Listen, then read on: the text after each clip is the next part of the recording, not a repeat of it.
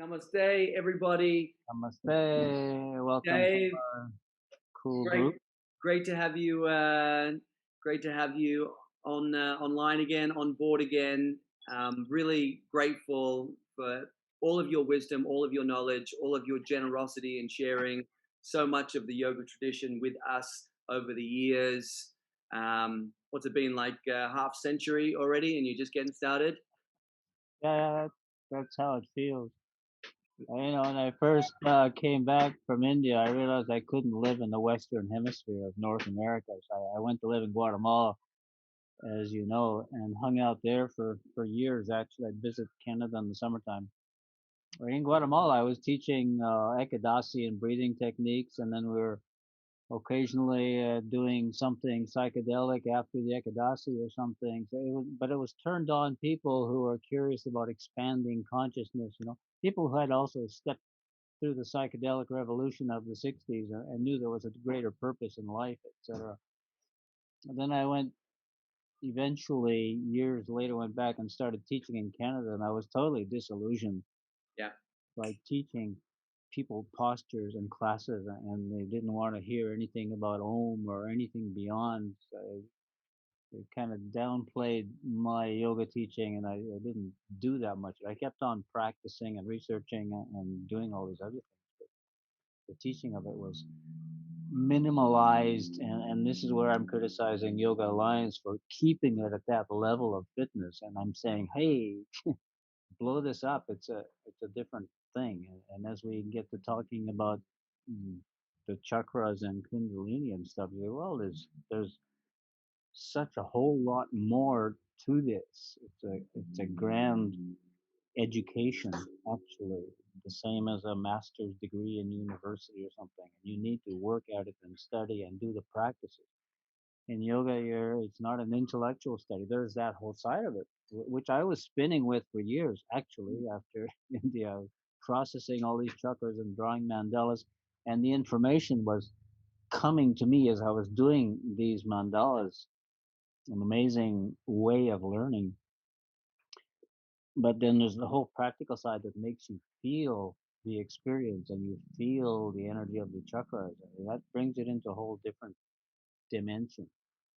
So now being able to share this kind of thing with a larger group of people who are on the awakening path is just kind of exciting for me. It's okay, finally there's people who want to hear about the real thing. The real thing is amazing, and as you know, I've been following the science and from Einstein through quantum physics to everything, all the latest stuff they're finding out and researching. Wow, this is really the connection of Western science to Samkhya philosophy. And just as a note, when people look at Samkhya philosophy from a Western perspective, you think philosophy. It's a bunch of high ideas and something to think about. But in India, there was no difference between philosophy and science. yeah, It was a study of reality. And this is what Samkhya is, a study of reality. It's not about the philosophy about your mind. I mean, Patanjali gets into that considerably in the Yoga Sutras. But Samkhya is talking about this is how the universe is made, and we are part of it. And everything that's in the universe is also in us. And this is how it's laid out through the energy whirlpools of chakras and consciousness, the buddhi, prakriti, all these things. I mean, it's amazing that it's so well detailed and laid out, by a civilization, which is another point. The civilization thinks, hey, we're the greatest civilization that's ever existed. But yet, somehow, thousands of years ago, they knew all of these specific details about energy and frequencies and how molecules and vibration come into being molecules. I mean, this is what they're finding out now in physics. And it was written about back then. It's in the Vedas, it's in the Upanishads. It's like, well, okay, where did this come from? So we're looking back at our perspective on history and this ego thing of we are the greatest and there's been no civilization before us is totally wrong. There have been many. And again, going back to research this online, look at Graham Hancock's work. He's done amazing work at uncovering this stuff. And now you got Greg Braden's also talking about these things, the historical fact and what we need to learn about these ancient cultures. It's mind blowing stuff. Hmm. That's my first little spiel. You say something. Touch me off. We're I think going. the Golden Globes are on today. That would have just knocked the whole thing out of the water. That was very very impressive. That lines us up perfectly to where we're going. But before we get into it, Dave, I just wanted to just backtrack on a couple of things that you said. That I think it is very important that we recognize that yoga is something for the practitioners, and that it can never really be understood academically. I Right. mean, sure, it can help. The academical side can help, and but you can't understand the world of the chakras, the world of Kundalini, the real essence of meditation and mind just by breaking down the words and understanding them, etymologically or in an academic linear logical way. We have to practice these things, and Yeah. I just wanted to say thank you to you again, because I always credit you as the one that turned me into a practitioner, and I always credit you for whatever capacity I have as a teacher. I credit it because you transformed me into a practitioner, because one day you laughed at me when I said, how do I teach? What's the process? How do I do it? And you just very lovingly laughed and you said, you just practice. And through your practice, you create the magnetic pull, the gravity that will Yeah. draw towards you all of the experiences, all of the opportunities, all of the students that you need. It starts and ends with practice. And I really love you for that. And I just think that's such a great message. Practice, practice, practice.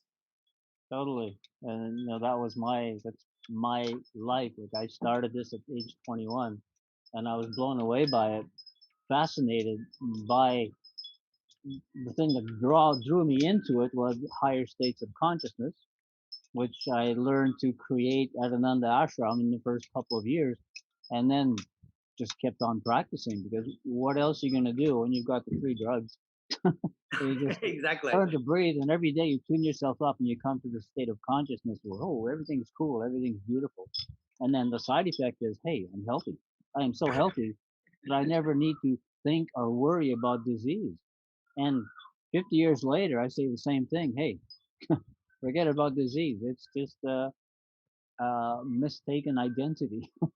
Careful, David. Yoga Alliance, they won't let you say that online. You can't say yoga is about healing. Yeah, it is the fundamental, the original state of human understanding. And that's what I'm looking at ancient cultures, and it was the foundation of their education for the Mayans, for the Egyptians, for the Hindus, for the Tibetans. All these cultures were looking at ourselves and studying ourselves. And inside, you'll find the same thing. We're actually energy beings, and you go deep enough, and it's so much there that you can only bang your head against the wall so long and go, okay, there's something underlying all of this. And it's the whole phenomena of an energetic world, which is laid out in the chakra world. And this is what we need to understand. And as I practiced, again, I spent 7 years not working because working was prostitution to me.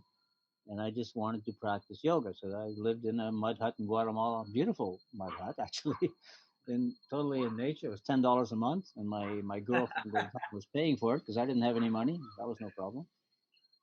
So it was an adventure of learning, and it has continued to this day. And now it's easier to learn now because I can use modern technology. I can use the internet to research things and find more cool information.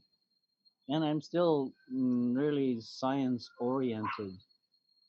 I find sometimes that tradition stands in the way of intuition and of actually learning something in the present. So we need to be a little bit mindful of that. Yeah. But as I said, when I went to Guatemala at first, when I came back from India, I had this.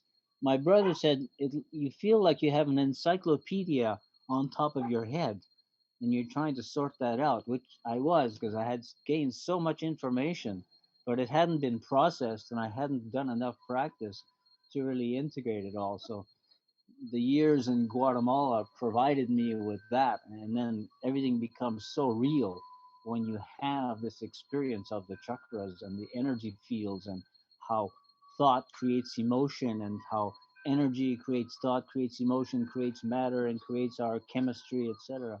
Seeing and experiencing this whole process from the inside out is a mind-blowing experience. And what's really lovely, Dave, is that now you have sort of come uh, full spiral, and now you're able to offer that same opportunity to practitioners in in Thailand. That's I certainly that was my experience as well. You know, just having this opportunity in this amazing jungle setting, the sound dome, the pyramid shala to just practice. So it's really cool that you've come from you know being the one in the mud hut to the one providing the mud hut. Although they're not really mud Yeah, huts these days anymore, are they? They're quite nice little yeah, they're a little. They little don't have shacks. aircon yet, but they got all everything else, and they're pretty modernistic, but sitting in the jungle with the view of nature all around you, which is makes it, you know. Yeah, it's incredible. You guys, if you haven't been to Pyramid Yoga in Thailand, Koh Phangan, you've got to go check it out at some point. It's really got a deep place in my heart. It's very, very amazing. So go check it out when you can. Yeah, still an amazing place in spite of the fact that suburbia is kind of moving up around us at this point, 20 years later. Hmm. But it's still peaceful and quiet, and we're friendly with the neighbors anyway, so it's okay. But yeah, the idea of this place, because I was teaching in Canada at this point, in the city of Victoria and back in Nelson and whatnot. And I was meeting more people who were turned on, and then did the first TPC down in Mexico. And some of the girls coming to the training got robbed on the whole bus got robbed by banditos, and they were in shock when they got there. And I don't know, Mexico is not really, it's tropical and it's beautiful and outdoors and jungle, but it's not a safe place. So when I came to Thailand, then it's okay, here's a Buddhist country where people don't take your things. It doesn't feel right to them to steal, and it's cool. It's pleasant. It's peaceful. There's no thievery. So this was a place I thought, and it's Buddhist, so they understand the meditational side of life, and it just made sense to be here, and it felt totally right on. So here I am, still here. Oh, that's good to know. I'm happy you're still there. Perfect. Yeah. So another thing I wanted to backpedal on a little bit, and this will maybe get us forward into where we're going, which is this great conversation around Kundalini. Um, I'm going to go back to Yoga Alliance again because I feel like they need a good ass kicking, actually. So let's talk about them a little bit more, and just the way that you were talking about them really suppressing the expansion of yoga into the modern world, and I think particularly around this idea of sort of kundalini is very very interesting in that they've sort of either provided us with just the bones and the muscles and just the anatomy, or they're kind of okay with this other version of kundalini, as in kundalini the brand, which from my perspective it doesn't have the necessary preparation and foundational work to be able to hold that energy built into it. So I feel we've either got nothing or we've got a very unsafe um, way of exploring this energy. To be honest with you, the sort of the Kundalini Yoga, the brand with the turbans and the what's the guy's name? The Yogi Bahan. Yogi Bhajan. Yeah, I've never really done that. I've done a couple of classes, so I don't really even know if that's really going to activate Kundalini or not. But it seems like these are the only two options that the modern yoga world is providing. It's either nothing. It's either down dog and internally rotate your femurs, or it's like just completely blow it out of the water and have no roots in the ground. Yeah. Yeah, I've looked at Kundalini is big here and down in Malaysia, actually, quite popular. But I mean, they use breathing techniques, okay, and you do a lot of what we could call sort of hyperventilating, and you alter your state of consciousness a little bit. That is, that's a far cry from a real Kundalini arousal. It's just changing your brain chemistry a little bit and getting some nice feelings, and they move. So there's benefits to doing it. I think it has maybe a more awakening impact than Yoga Alliance's version of just the alignment of your toes is the most important thing in this class. So the understanding of what Kundalini actually is still a mind blowing concept, and no one has really thought much or thought twice about it. And you have books by Gopi Krishna talking about Kundalini and the dangers of awakening Kundalini. Well, it's just a reality to that. It's kind of true. If you awaken too much energy and you're not ready for it, just looking at yama niyama and the morals and ethics of yoga, and you've got a lot of bad habits, and you double your energy or triple your energy, your habits are going to get twice as strong. You Exactly. won't be able to stop your addiction to sex or food or whatever. So you need to contemplate that and make some decisions before you awaken the energy. And that's the beginning of it. When you actually gradually increase the power of that energy up to the force of Kundalini, then it can kill you, of course.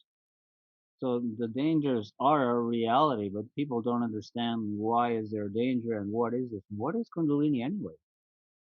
I mean, you're looking at it from the yogic perspective. Well, it's this mystical force that looks like a serpent.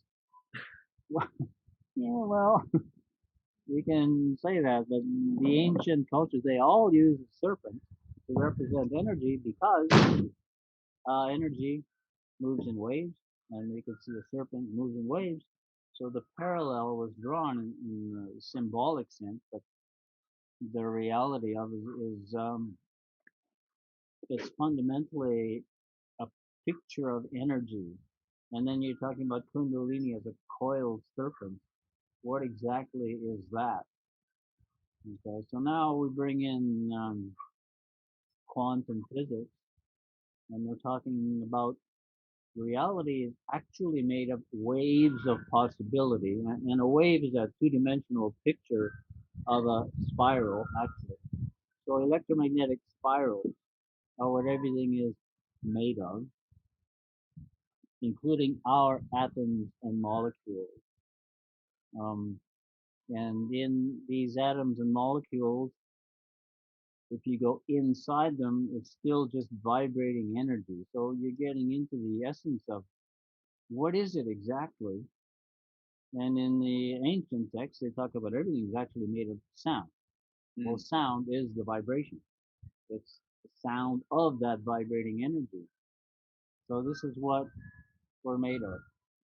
Now, in the modern age, we've got E equals MC squared. I just wrote something up on this, and it's up on the website if anyone wants to go further into it. But E equals MC squared. It's a formula that's over 100 years old now. It's been around. Does anybody understand it? Mm. The physicists who developed the nuclear bombs understood what that meant. And they understood that if you take 1 kilogram of uranium and you change the molecules into energy, you'll blow a city right off the map. And they did, killing millions of people. And who cares? It worked. Our great experiment worked. Okay, so now you go back to E equals MC squared and apply it to us. Mm-hmm. If you take 1 microgram of your substance, any of your cells, and in yoga we actually go into the sexual aspect, and you're making sperm all the time.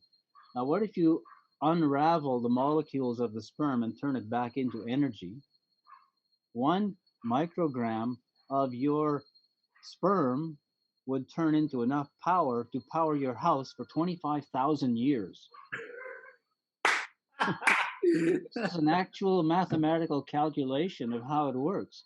So, So gentlemen, be mindful of yeah, your energy. don't blow yourselves up. So the process in yoga is to just gradually learn how to do this. And here we're applying breathing techniques and breath retentions and mula bandha, which is awakening the force. And you just need to dissolve a few molecules to have a whole bunch of energy for the day. Just a few molecules, and then you learn to do this by with these techniques, and you can feel it. You're unraveling your own molecules, just a little bunch of them, and you've got power for the day. And then you can, with practice, you can unfold more of these molecules, dissolve them. And in the system that I learned from Swami Gitananda with all of these cool techniques, it's called Laya Yoga. Laya means to dissolve, which is exactly what you do with Kundalinis. You're dissolving your material thing, getting the little minuscule parts of it, and back into the energy field. And it powers up the chakras amazingly. And then you start to understand what Patanjali was saying in the last part of the sutras, that if you are doing this, you're going to gain these powers, and how the mind works. And then with the practice of these things, you start to realize, well, I'm really feeling this energy flow, and I'm feeling I can conduct it down into my body and heal this, and I can transmit it over to someone else, and I can transmit some of my thoughts. And you're dealing with our human reality as an electromagnetic phenomena rather than as a physical thing. And you're at that borderline between the physical and the energetic, and you have access to being in the material world, but with an empowerment that allows you to do amazing things. So that's the beginning of the Kundalini stuff. And again, the practices are done carefully, meticulously. It's really important. You mentioned many of your students have done the Ekadasi. They know about the mantra Laya. Mantra Laya is the same thing. It's the mantra that dissolves your mind. Okay, and Laya Yoga Kriyas are what empower your mind. So you're dissolving yourself into energy, and then you're managing that energy from the mind with sound and mantra, because it's all sound, it's all vibration. And you come to realize and understand that as you're dealing with it and playing with it. And the flow of the energy is, it's pretty exciting and bubbly and sensual and even sexual. So we're getting there into the tantric side, and this whole Kundalini phenomena is in the Tantra Yoga section. Let's say it's the experience of the reality of these energies rather than just the withdrawal of your consciousness up into another dimension. It's being here fully empowered and living life in the world with this sense of ability, which can almost go unlimited. I feel like that sometimes. So, David, you've just answered every single question I've ever had about Kundalini in about 7 minutes. But what I'd love to do is just ask you a handful of questions. I've got 5 here, and maybe we can just so people can sort of walk away with a very, very clear, boom, this is what it is. This is what it is. And I'm just going to fire 5 questions at you, and maybe you can just break them down into bite-sized answers. Okay, let's try. Let's try. Here we go. What is Kundalini? E equals mc squared. I love it. That's about as potent as you can get it. Good. Yeah, that is the reality. And what I'm saying about, we're in this age when science has discovered this and they handed it over to technology, which is fueled by military complexes, and we haven't applied it to ourselves. Well, when Einstein wasn't giving it to the military, he was figuring things out and realizing matter and energy are the same thing, and he was studying with Vivekananda. Wow. It's okay. and a good friend of Rabindranath Tagore. So he was really much in contact with the Indian continent and the philosophers of India, philosophers who were also scientists. Anyway, that's the reality, and we need to grasp that and understand it because the powers that are ruling the world have taken it all and want to control us with their amazing technological power. So we as humans need to stand in our power and realize, oh, well, this belongs to all of us. This is the phenomena. We are made of matter. The matter is made of energy. When we learn to control this energy and dissolve it back into energy, then we are empowered human beings. That brings us into the ability to do magical things, what are considered magical when you don't understand energy. You realize that to go back 200 years with a flashlight, and my God, everybody would think you're working magic. There's a light that just goes on like a sun. Whoa, he's a wizard. So it's understanding it, and understanding the science behind it is makes it real, and you can make it more accessible, understandable, because your mind has to understand what's happening as well as you're feeling all of these things happen in your body. So they work together, heart and mind, body and mind, the experience, the feeling, and the concepts. So does that explain Kundalini? It does perfectly. Very, So very good. yeah. So That's one. the coiled serpent. Let me add, the coiled serpent is your coil DNA. That's the first thing you unravel. Exactly. Yeah, I love that. I think that's, it's just, and to kind of figure out how did they know back in the day without the electron microscopes and without the high powered instruments from the military industrial complex or whatever. How did they know the DNA was coiled? I think you can see that on the inside with your inner vision. Exactly. And you can go in, and they did this in many different cultures without that technology. And we don't know what technology they had actually, because as I mentioned it some time back, in Egypt, when you go down into in the Valley of the Kings, you go down into Seti I's tomb, and on the carving on the wall depicts what happened in his life, everything he did, and at the end, when he dies, they may have the burial chamber. So in this tunnel going down, they had a picture of him, and they had four sperms representing his four sons, which became later pharaohs. Okay, and there was a tour guide saying, "How did they know what a sperm looked like? Yeah. 5,000 years ago, like this." And there was a real well, all the cells along the tail of the sperm. The whole thing was wow, it was like a photograph of a sperm. So, um, what were they using to see these things? Was that all inner vision, or did they have some kind of technological advancement that we have no idea about? And that one, I am sure they had all kinds of technology. We just don't have any remnants of it because the world, the earth just takes over things and away we go. I mean, there's a lot of anomalies like that you find in ancient civilizations that are now being uncovered from under the ocean or whatever. It's a reference back to Graham Hancock, who's doing a lot of the uncovering of this. So, next question. You had Sure. five. So, I think you already answered this one in a way when you said that, just changing brain chemistry isn't really a Kundalini arousal or Kundalini experience. But just if you wanted to maybe say a little bit more about what Kundalini isn't. Now we know what it is. Would you like to say anything more on what it isn't, or perhaps some of the misunderstandings around Kundalini? Yeah, I think people have an experience of some kind of energy. It can be a release of energy from your nervous system, and they go through a shudder. I just had a Kundalini awakening. Give me a break. You had a shiver. Energy. Okay, it is. It's still a release of energy, and that's better than having your energy all pent up or blocked up somewhere.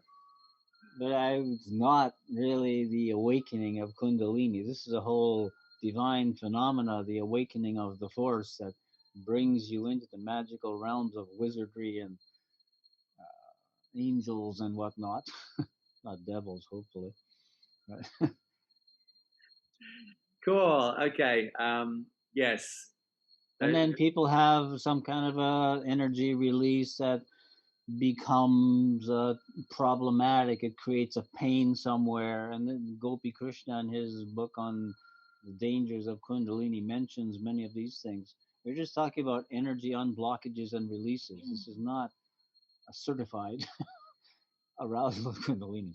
It's just energy is moving. Okay.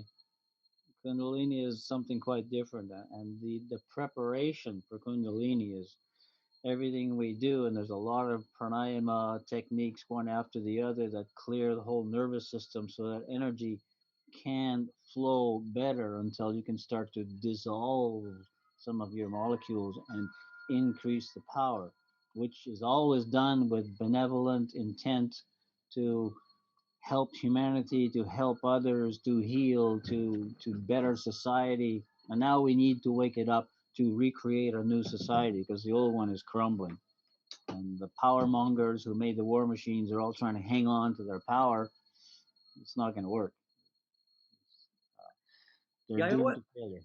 I always thought that was really unusual when I'd hear people talking about the dangers of Kundalini and how it can just destroy your life. And I thought, wow, isn't that a weird result of accessing the most benevolent, beautiful, sacred force in the universe? It seems a little bit off. I'm not really understanding the connection. How can accessing the Mhm. pure essence of the sacredness of life be so disastrous? And I think what you just said is, hey, a shiver is a shiver, guys. Come on. And the real Kundalini experience is something quite different.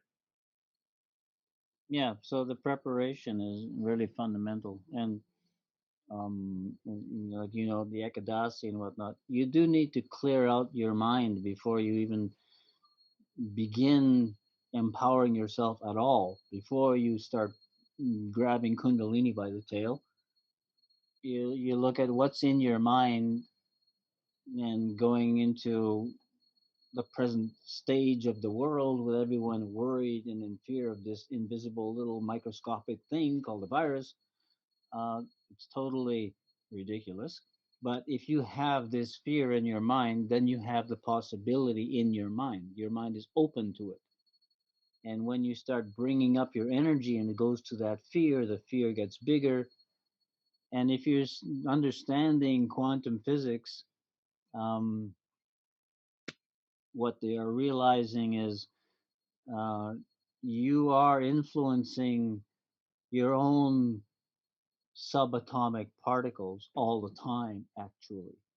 So when these subatomic particles are going into molecules of DNA to make up the next cell, and you have this vision and fear of the virus, the DNA being manufactured is going to match that of the virus. Mm, So there's this communication of the virus globally through Wi-Fi, through internet, entering people's minds. This is how it's spreading. It has nothing to do with the air. It has nothing to do with your mouth. It's coming through the minds. And Buddha said it's all in your mind. Yoga says mind over matter. Jesus said if you believe, we need to grasp this. Hey, understand it. And then come to E equals MC squared. Well, that's this too. This is empowerment that belongs to you and me, to the people. Everybody has access to this. We just need to train ourselves and educate ourselves in a way that we are practicing and becoming comfortable with this energetic aspect of ourselves and realize it's in our control. It's in the control of the mind. This is where yoga says mind over matter. What are your expectations? So if you have a bunch of negative expectations, you begin awakening your energy in one way or another. It's going to go into the bad ideas. It's going to go into the fear possibilities. and activate those things. And you'll end up looking at your worst fears because you had a focus on them. Hmm. You just need to have the fear and you think about it, you are empowering that fear. So all of a sudden you have 10 times as much power because you just practiced a whole bunch of yoga. Well, you might just launch that fear. So the clearing, the process of cleaning this out and then understanding how we are actually the co-creators of our life and we are always creating our own chemistry. So what are we going to create? How are we going to do it? And then from the chemistry, we go into the more nuclear aspect of empowerment, one step at a time. Awesome. So, Dave, let's talk about those. Just as basic as possible. Let's talk about how you would progress someone step by step up to uh, being able to safely work in a well prepared way with this Kundalini energy. What do you think they will need to work through in terms of their practice and their life on, to get to this point where it becomes something that is auspicious for them to work with? I think what you are teaching people with the breath and then ekadasi, these are all some of the preparations. And when you're doing that, you're applying the swadhyaya where you are observing what are your thoughts, what are your emotional reactions to these thoughts. So the studying of how you are doing, how you are progressing, and then having someone to advise you on if you feel you're progressing in the wrong direction or your fears are getting worse or you're developing aches and pains, well, then you do this posture, you do a few days of fasting, you do some kind of a detox, you do pancha sahita to look deeper into your mind. And when you feel that everything is pretty clear, you don't have demons coming up anymore, Mhm. then you can start to work with more advanced breathing techniques that would be applying retentions and mula bandha and things with a feeling of what's happening on the inside. And you're observing. And if something feels like it's going wrong, your mind starts thinking too many negative things. Okay, stop there and analyze where are these thoughts coming from. Now we have a technology that's throwing out so many negative thoughts and possibilities and telling us focus on how many people are dying rather than the 99% who have hardly any symptoms. This is totally insane. It's totally backwards. And the people who are doing this have some idea of how it works. I mean, Western medicine has a little understanding of psychosomatic medicine, of the placebo effect and the nocebo effect, which is negative thinking creating disease. So there's some kind of intent in here that's not particularly good or healthy. So people need to wake up, and the first thing we can do is take our health empowerment back and realize we're responsible for our health. And part of that responsibility begins, what do you believe in? Check out your belief system. And this understanding of the whole Samkhya philosophical science, you can look at the structure of consciousness coming into buddhi, coming into prakriti, coming into energy and into matter, and contemplate that, study it, learn to feel these energies and shift your reality. Your belief system shifts once you have experience in actually feeling these things. Then you can understand them. You'll never understand the chakras without feeling them from the inside out. You can talk about them all you want. Oh, there's so many petals in here. Da, da, da. That's besides the point. You need to have the experiences. And you gradually go into those experiences. You look at all the layers of the onion from your emotional content that has accumulated over a lifetime, and why do you need to hang on to that? What did you learn from all your experiences? So it's a process of the breathing techniques. Pranayama yoga is it's how you clear and clean the mind and the nervous system. And as you're doing that, you're looking at the whole belief system that's there and rearranging it and formatting your new belief system based on the energetic reality, and you're looking at science documentaries and videos to back up what you're learning. You can look into modern medicine, Bruce Lipton and Deepak Chopra and some of these people for medical backups. And there's a bunch of other doctors who've spoken out on the fact that the world is full of viruses. You got more viruses in your body than you have cells. They're part of us. They're part of our metabolism, and they're all cooperating with your self image. But as soon as you begin doubting and fearing the viruses, they can turn against you. You need to have an integrated sense of self and maintain that. So, all of this, as you're practicing yoga, things come up, and you look at all these things that come up. If they're obstacles, you figure out how to move them out of the way. If they're bad thoughts, how to replace them with positive possibilities. And you're feeling your way through your body with the hatha part and the asanas, and noticing if there's any glitches in there, and regulating that. Hmm.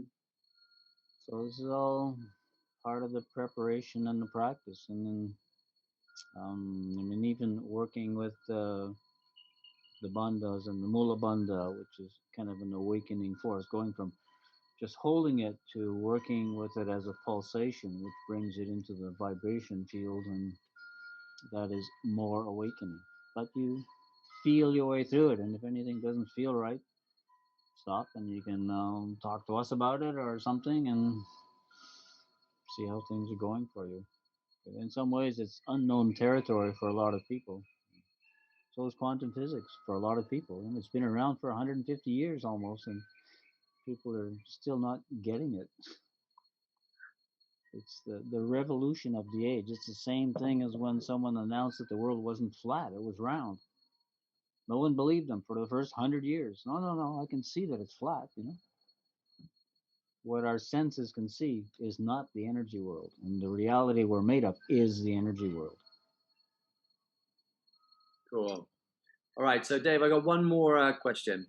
You know, another thing that I took away from you, and it served, I think, me and the students that I have pretty well, is understanding that yoga is a science, and we can talk about it in that way because there are repeatable experiments that provide dependable results.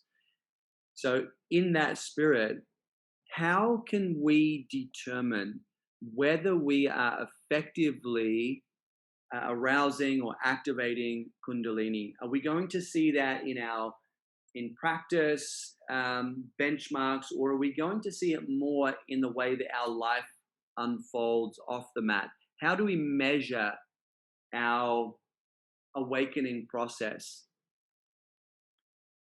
One of them is just by the pure energy, which is an energy that activates and motivates. Yep. And then in your mind, it becomes creative. Okay, Yes. you're dealing with a force that is going in to create sperm and egg for the next generation. It's powerful, creative stuff at the energetic level. Again, we can dissolve it, but as a force in us, just the hormonal consequence of this awakening becomes a creativity, that you want to create things, that you have inspiration, Yes. and they're positive inspirations. Okay, so this is the difference. If you've taken out the worries and the fears and the negativities, you're left with a creative force that's creative of creating another human being, or you are recreating yourself in a better way, or you're using your creativity to improve the situation in the world around you. I So love that. I think that's so great. I think that's very, very measurable as well. Do we feel more creatively inspired? And do we have more energy to bring those creative visions into manifestation? yeah, that's it. If that's in place, then you know you're going in the right way, and it's good to proceed. And then you use that creative force to actually do something. Don't just keep it in your mind with a bunch of good ideas, but apply some of those ideas at the practical level of the material world. And many of them will have a practical aspect that is helpful, beneficial, and beautiful. You just artistically creative, doing mandalas or sculpting something or building a house or a temple or a sound dome or whatever. You know? It's a manifestation of creativity. And this is what Kundalini is, it's the creative power of the universe. Energy in its full force is always unfolding and vibrating and molding and developing new life forms. So we're placing ourselves in harmony with that and allowing that power to flow through us. And you always bear in mind that it's not your power. You know, the energy is coming at the electromagnetic level. This energy is coming in from the universe and coming into your DNA and into your molecular structure. It's not yours. It's universal energy. When you treat it as such, and hey, it's for everybody. And what can I do to help uplift the human race? And at this particular time, the human race is kind of falling into a dark hole because of the influences. So we need to shine the light on and bring up our creative power and find creative ways to reach people and teach people and wake people up. And then build a new system. You know Tommy? He was around there. Yes. Tommy is one of these inspired individuals who is putting together a whole new educational system based on all this kind of stuff. And he sees, as we see, that it's the educational system that needs to change. Yes. And everybody being taught the reality of the world we live in, from the energetics to how to be healthy and how to breathe, basics that were never talked about in school. Okay, we need to understand this. We need to revamp the whole educational system and change the world. And we have to start by reprogramming our own minds because we were badly programmed in some areas, particularly the medical field and then the whole financial field of competition instead of cooperation. I can get more than you and I can be a businessman and make profit off everybody. Well, they're not really good ideas. Yeah. So we need to change the system.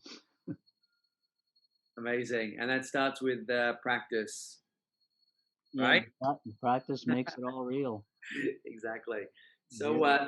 the other part of our session today, Dave, is that you were going to share with us something which is very profound, very revered by the yoga tradition, and really speaks to the conceptual side of the conversation that we are having today. You want to tell us a little bit about what the practical aspect of today is?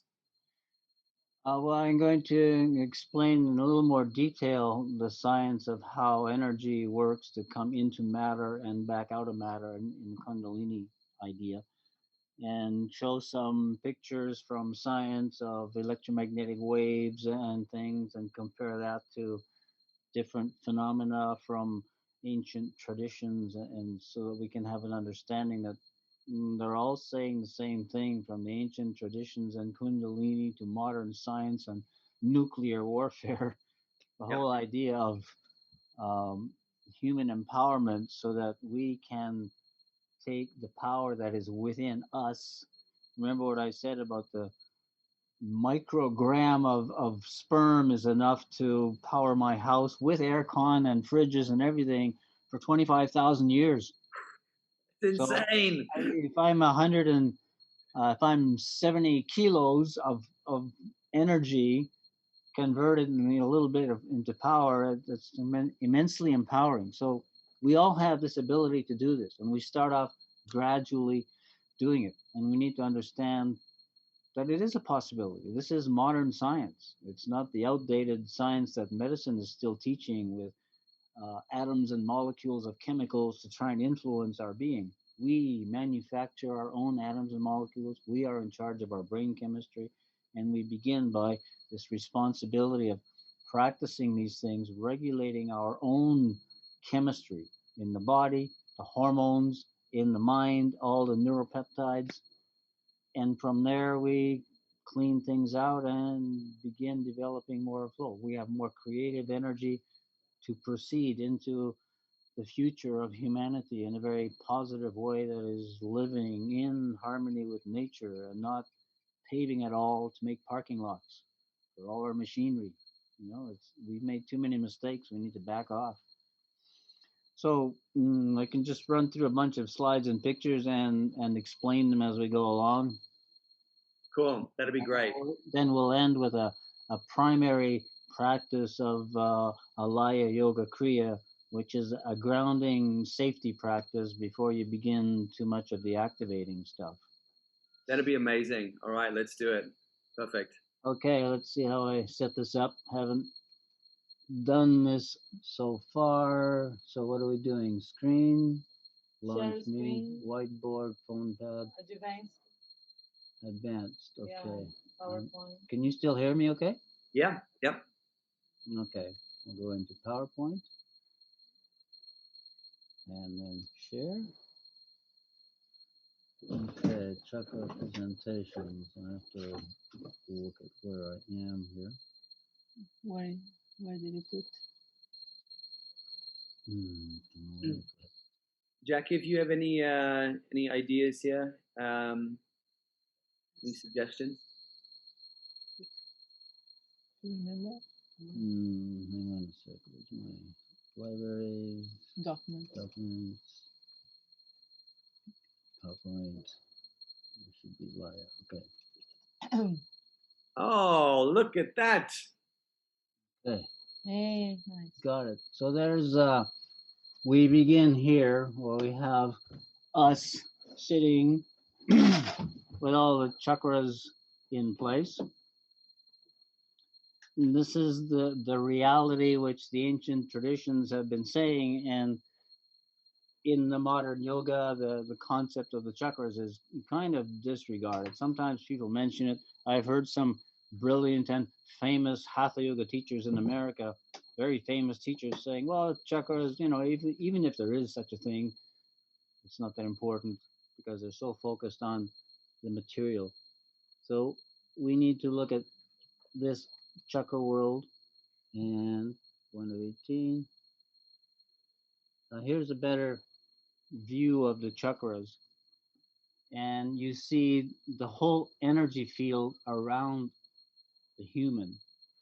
This is a greater expansion of the energetic world. And this is a reality that is there in modern science. This can now be photographed and measured, and it is.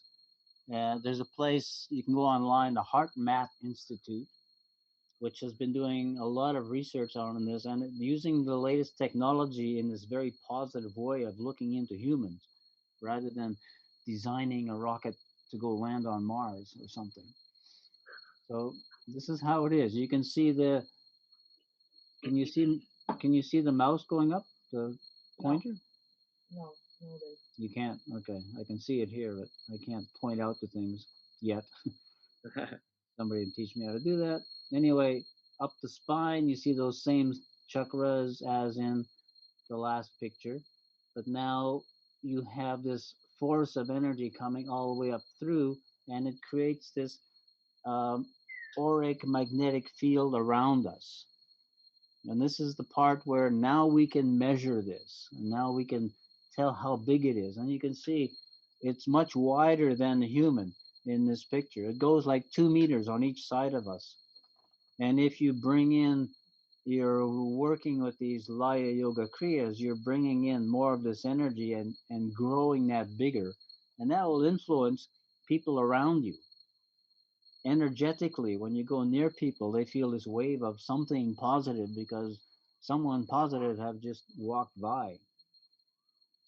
So this is another view of the chakras. Now let's compare this to magnetic fields, the scientific reality of the Earth with the North and South Pole, and the magnetic field has the same shape. This is part of a structure of the universe. It goes into our molecules, it's in us, it's in the planet, it's in the solar system, it's in the galaxy. It's a universal structure of reality, and we're in the middle of this reality. We're immersed in it. So when we were doing techniques, if you remember doing like polarization and things in the trainings, and probably you do it there too. This is aligning our spine with the Earth's north-south pole, and that creates a greater conductivity so that the energy can flow. And this is one of the preparations for Kundalini. Mm. You're clearing out your nervous system, aligning it so that there's no glitches in it, and then the energy flows through nice and smooth. So I'm going to run, this is part of the whole presentation in the course on the Kriyas and such. So this is a picture from Heart Math Institute, the electromagnetic field of the heart. Now look at the similarities. This is what they're measuring. They can detect it and they can see how far out it goes. The human is in the middle, chakras up the spine, and when you have a flow of energy coming up your spine, this field gets bigger and stronger. This is us. This is how we look at the electromagnetic level, not at the physiological level. And our senses, remember, are stuck in the Maya. Our eyes cannot directly see this. Maybe if you take enough peyote or something, you can see this. But for most people, we don't have access to that, and there are better ways to get there anyway. So this is the reality of what we're like as energetic beings, and this is what we're playing with the Kundalini and the Laya Yoga. So here's another little photo, and you can see the flow of energy coming in from above and the glow around the body. Mm-hmm. So we're swimming in this ocean of electromagnetic energy. It's always coming in from the sun, from the stars, from everywhere in the universe, and we learn to access it in the Laya Yoga techniques. Here's another view. We've got kind of the earth in the center and this huge donut shape. These are all reflections of the same thing. And this is the scientific reality that has just been coming to light. Like in the last 50 years, the technology has been able to measure these electromagnetic fields around planets and around us. The latest thing is around us because they were always focused on other planets and the Earth's magnetic field, which is always changing and shifting. And the North and South poles are both shifting and tilting at a pretty fast rate these days. So this is part of our reality, and we connect to that. So here's another one of the North Pole, South Pole, same thing. And now we have here another picture because as we get into some of these kriyas, there's you've heard of Ida and Pingala on one side and the other here. We have ideally or in theory the concept of Ida being a force of positive solar power that's coming up on the right side, and Ida being a negative force that's going down on the left side. This is a little bit mistaken and misinterpreting the ancient text, which often happens. Even in the world of chakras, you see the chakras in a picture looking this way, but in 3D they're this way and revolving around. So the north-south axis of your spine is the center, and the chakras revolve this way. It's not up and down on one side and the other. So here you have spinning one way. If you're standing on the South Pole, it looks like the Earth is spinning clockwise. If you're standing on the North Pole, it's spinning counterclockwise. So what's the reality? It's all relative. And if you're spinning it one way, you're creating an energy field that goes in one direction, and the other way, it goes the other direction. When we apply this to the Laya Kriyas, we're bringing energy in and down from the universe in a counterclockwise spiral, and we're going back up clockwise.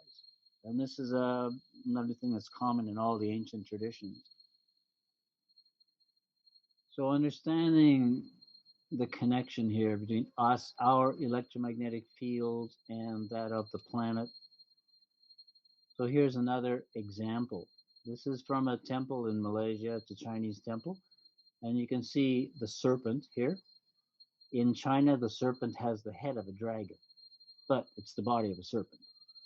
And he's going, if you look and count, 1, 2, 3, 3.5 coils to the top, where the dragon is. So this is Kundalini is a 3.5 coiled serpent. So the Chinese have the same phenomena. And if you look, which way is it going up? If you go clockwise around the pole, you're going upwards. Now here's a spiral staircase. If you go up, you're going clockwise. If you go counterclockwise, you're coming back down. It's the same spiral. It's not like Ida and Pingala are completely different nerve systems. It can be the same nerves, the same nadis that are moving energy up and down depending on the spiral. And this is what you work with the chakras. You can bring energy into the chakras and out through the petals by going counterclockwise. You pull it back in and spiral everything upwards going clockwise. This is a fundamental difference between clockwise and anti-clockwise. It's part of the reality of the universe. So here we're back in India with this is a temple up in Rishikesh, just up in the back, a little temple out in the back of the town. And you see here we have a reference to the serpents are here. It's a 3.5 coiled serpent. And if you look here, 3.5 coils around the big lingam in the middle. The lingam is a phallic symbol. It means a penis. And below that is the yoni. That's the vagina.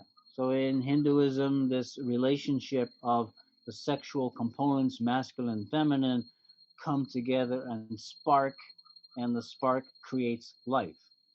Okay, this is the reality of how they saw life is a manifestation of sexual energy. And sexual energy is a manifestation of creativity of life. So taking that spiral and unwinding it and allowing it to come straight up your spine is part of the process. So understanding that, and you're dealing with an energy that is sensual and sexual, and it feels that way. So here we come back out into the universe, and you see the spiraling of the whole galaxy. This is, again, this vortex, the spiral. It's like a huge chakra out there in the universe.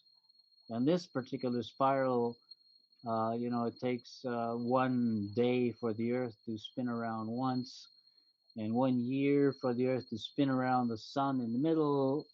And a galaxy like this takes 25 million years just to go in one circle. So everything is slower the bigger you get, but we're dealing with the same thing. The smaller it gets, the faster the spin, right down to your atoms and molecules that are spinning at immensely high rates, vibration and spin. So this is all the energy we're playing with, dealing with, and we learn to access. This is more of an electromagnetic wave. You can see that it's wavering quite a bit. It's emitting photons of light along the way. And then in Kundalini yoga, you're absorbing these waves. They're coming down from the universe, zillions of them, infinite amounts. You can't count them all in your lifetime, all coming here. And we learn to feel them, absorb them, and draw them into the body. So you can contemplate some of these things and come to a kind of a reality about them. Here you can see the energy is coming in. It's the same picture we started with, but now we got these little arrows coming down. These are the electromagnetic waves, and the being here is concentrated on feeling this energy coming in, kind of raining right through your body, like raindrops hitting, but going right through the body. And we absorb that, kind of filling ourselves up with it. And then we create this vortex around on the exhalation. This is a fundamental aspect of the whole Laya Kriyas. And there's several different techniques that are step by step taking it to a higher level, generating an energy flow that ends up looking like this again, where you've got this vortex of energy coming up the middle and going around, and you can feel it. You learn to feel these things without the technology. This is part of the beauty of yoga. And then looking at the greater reality of all of these electromagnetic waves coming in, they snap into the atoms, and then into the molecules, and then into the chain of your DNA. We are made of this electromagnetic energy coming into our DNA. And then Kundalini has to do with focusing on this and pulling our DNA apart back into the energy world, which gives us the energy here in this world to be empowered. And the mantra Laya, that is the sister of this, is working with the sound formulas that keep all of this in a very balanced flow that doesn't go out of balance into one chakra or another. It keeps everything integrated into this one spiral and back into this whole electromagnetic field.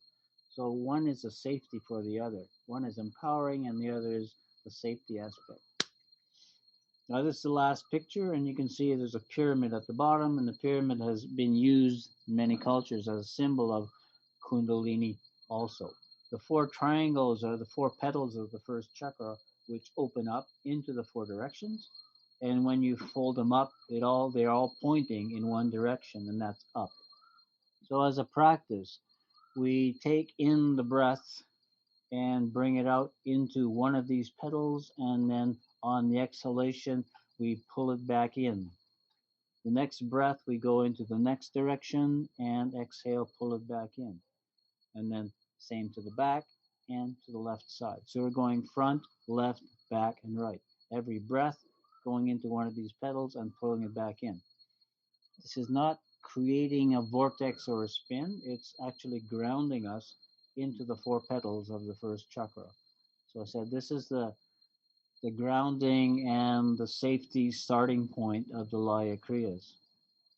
So that's it. And this is something we close our eyes, we can visualize this, and then we try and feel this, and we'll take several breaths and just do this as a practice for now.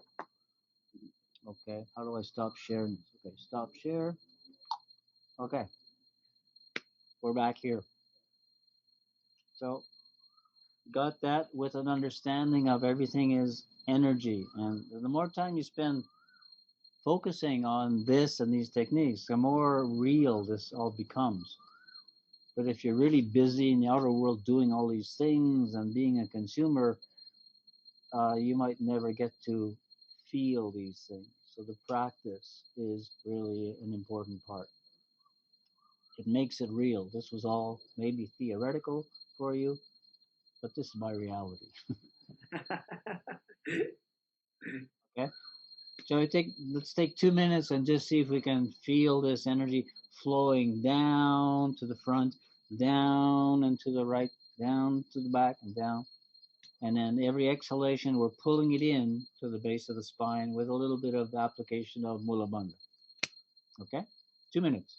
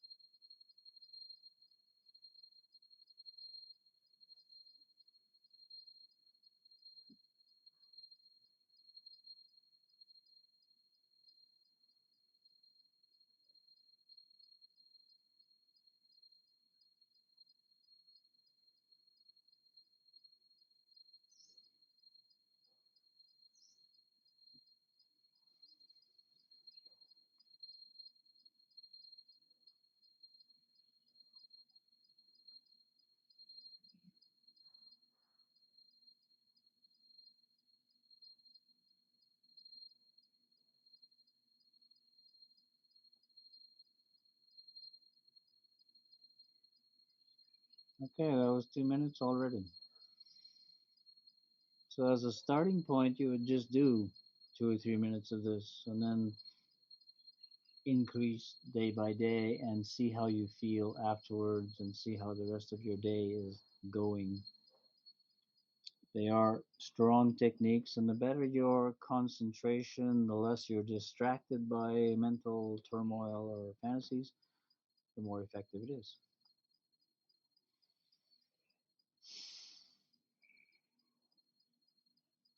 Okay, leave you guys with that. So we're gonna have this whole series of developing this into more sophisticated techniques as we go along. We're thinking of doing like an 8-week program. You can look into it online, chakrayoga.com. Wait, explain about the 8 weeks.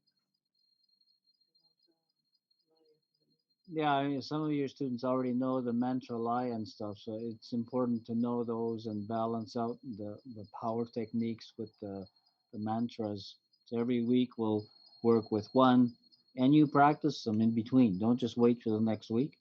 Practice them until you feel comfortable with them, and you can actually feel this energy flowing. You're shifting realities from the material world that we see with the senses to the inner world that we can perceive with our inner senses. And this is an important aspect of yoga, to make this shift and discover the inner reality. The practice will make that real. Do you want to say something else, Who Joanna? is this? We will start next week, next Wednesday. Yeah, we're going to start this next Wednesday. So you're all welcome to join. And again, you empower yourself, you're going to be influencing other people to do the same. It's automatically going to start waking up other people, because this auric energy field that you saw in the photos is really there. When you come by people, something happens, the wave of power goes through them and they feel something, they have a little inspiration. So what you're doing is not just for yourself, it's for humanity. So we can all live in a better, happier world. And we need to disempower the old system. You know, we are all paying the taxes that the governments are using to make more weapons and create these nuclear arms and stuff. It's ridiculous. It's not where we want our energy and our money to go. We need to kind of redirect our power and energy in a better way towards human fulfillment, human enjoyment, and human enlightenment, not towards a technological artificial intelligence that knows everything and controls everything. So let's step back into our power. Cool. So, Dave, just to reiterate, you're starting an 8-week process next Wednesday. We can find all of the information on the Pyramid Yoga or Chakra Yoga website. It's Chakra Yoga website. Chakra Yoga. And what is the name of the course, just so people can find it? Has it got a name on there? Online courses in Chakra Yoga. It's one of the drop down menus. Learn online courses, and there you'll see Laya Kundalini. Absolutely amazing. I will be in there for sure. I cannot wait. I also wanted to mention that I've asked David very sweetly and kindly, with my most polite voice ever, if he would be a part of our 300-hour program starting in May, which is a 6-month mentorship program. And David has given me a little wink and a nod, indicating that there's a high potential that he might be on that course, helping us out with some of the Kundalini stuff as well. Totally into it. I'm really into this, the new concept of cooperation, not competition. And we've never been in competition. We've always cooperated. And this is part of the yoga community. And again, I point back to the Yoga Union website has been fired up. It's there. I think it's chakrayogaunion.com, where we get together, discuss the ideas of how we can help cooperate and help humanity come to a better place of health and happiness. And Never mind just the postures. This is beyond the asanas into the reality of mind over matter yoga. We all need to jump into this and become warriors along this path of transformation. Amazing. All Well, right. we're with you. Looking forward to the teaching in this course as well. It should be fun and inspiring, and let's get the word out to as many people as possible. Okay. Absolutely. Thank you so much, David. Thank you for sharing all of these great teachings with us and just being such a example of the true essence of yoga. We're short on role models these days, and you are really just a rock solid, very inspiring, pretty hilarious at times, which is always a bonus, but just the real deal. So thanks for being the real deal and being such a great ambassador for the tradition. I appreciate it, and I think we all appreciate it as well. Yeah, my pleasure. Like I said, it's enjoyable to now find people to share this with, and everybody can enjoy the teachings and get to this nicer state of consciousness. So there's a question that popped up on the screen about where do you find the Yoga Union. I'll send you the link, chakrayogaunion.com.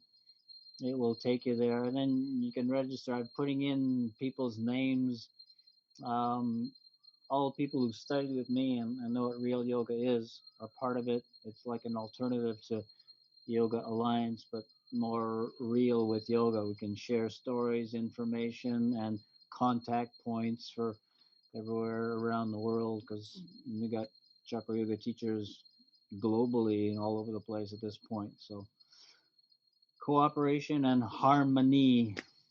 Absolutely. Okay. So you send me the link, and I'll put it out on all of our platforms as well, and we'll join the movement. Absolutely. Cool. Let's do it. Okay. Cool. Thank you so much, David, and thank you so much, everyone. My pleasure. Awesome again. Thank you, brother.